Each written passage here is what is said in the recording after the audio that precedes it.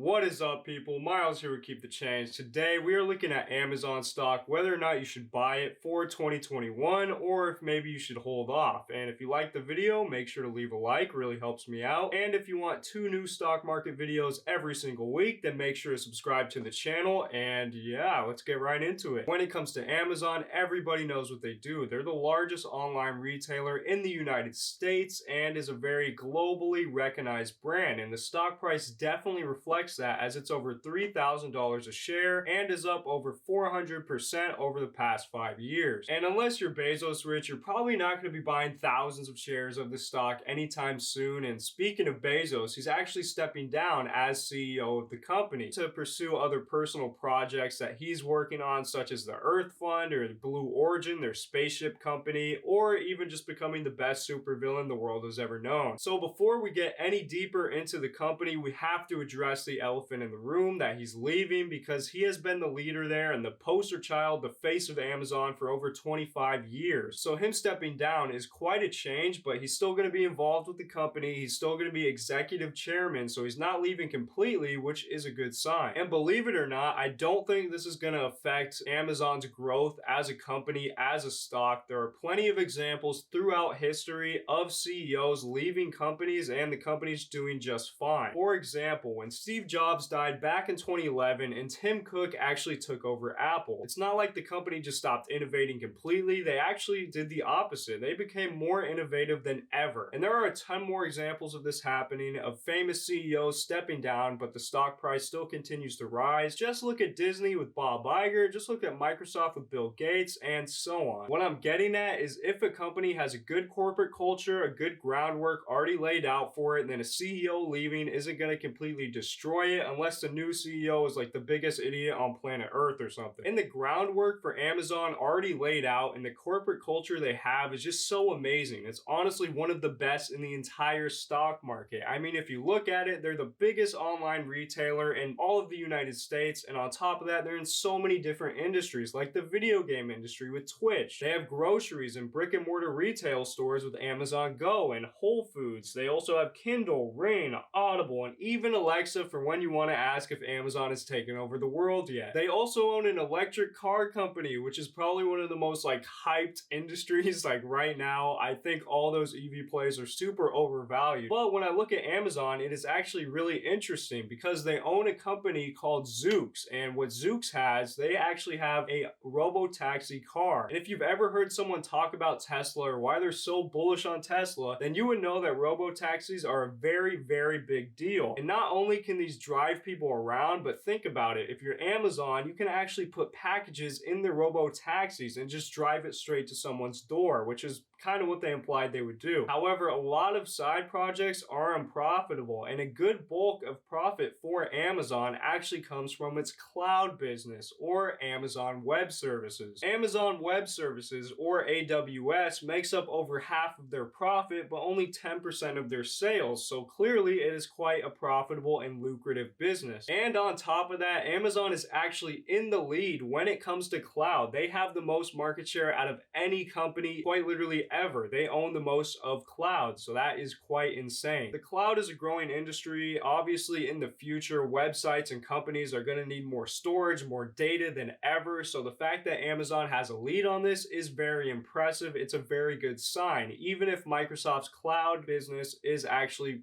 catching up a little bit. Also, just circling back a bit, with Jeff Bezos stepping down as CEO, the new CEO was actually the guy who was in charge of AWS. So I do think that's a very solid move on their part, as it's one of the most profitable parts of their business. It's very essential to the way they run the company. So I do think it's smart to put the guy who was in charge of that in charge of the entire company. I think that's a great move. So when you look at Amazon, there's so many good things happening with this company. You can't even mention them all. I mean, they're going into pharmacy, they're doing the self-driving cars, they have Twitch, they own Alexa, they own everything, okay? They're crazy. But on a valuation basis, how does this stack up? Because that's the number one complaint that everyone has with Amazon. So let's see how the valuation actually is and determine whether or not this is actually a good deal or if it's an overvalued piece of shit. Got a market cap of $1.5 trillion, which is It's a lot, okay? It's one of the biggest companies in the entire stock market. It has a forward PE of 63 and a trailing PE of 77, which both are extremely, extremely rich. Usually, when I see a stock with this high of a PE and this high of a forward PE, I'm kind of turned off from investing in it. I think it's slightly overvalued. However, with Amazon, I don't think that's the case, because the story with Amazon has nothing to do with profitability and it has everything to do with sales, which they excel at. They are able to grow their revenues at least 25% to 40% year in and year out. Amazon hasn't missed a beat in terms of growing their revenue, and in 2020 alone, they actually managed to grow it by 38%, all the way to 386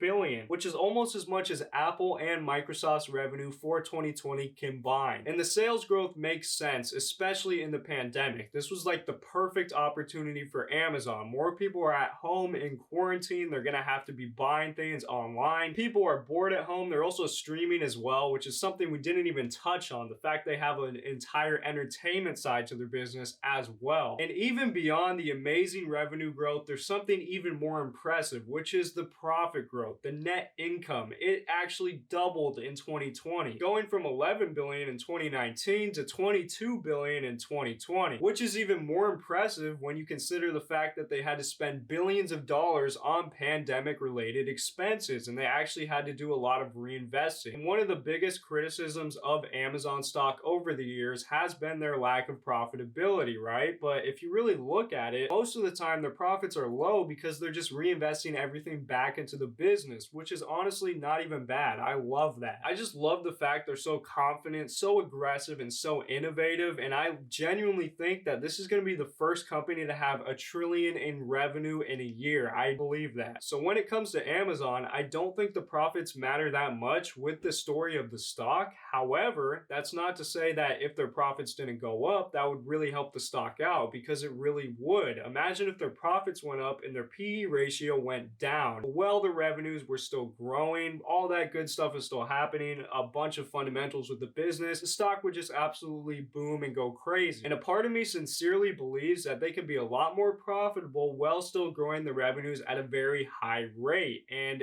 it makes sense, right? If you look at the operating cash flow, it's going up quite a lot consistently. And also the cloud profits should increase as well, helping out the bottom line or the net income. Now, if we take a look at the balance sheet, I do think this is probably the weakest part of the entire company. They only have a current ratio of 1.05, so they do have more current assets than liabilities, but not by a lot. They also have over 100 billion in debt, which I absolutely hate that. What a terrible number. But when it comes down to it, that's really my only gripe with the company. I think everything else about it is amazing. I think the corporate culture they've set up about super high growth and just always working harder to innovate is really amazing. The fact they're focused on constantly evolving and always growing makes me have a lot of confidence in this company that they're not going to go stagnant. I think with the valuation of this company, it does seem high at first glance, but you're paying for what you get. And in terms of the fact that it's like an ETF almost, they're in so many different industries and they're growing revenues at such a massive rate that this really is just a one-of-a-kind company. I absolutely love this stock. I am buying more at the moment. If it dips under 3,000, I will buy a lot more, a lot more. You can bet on it. And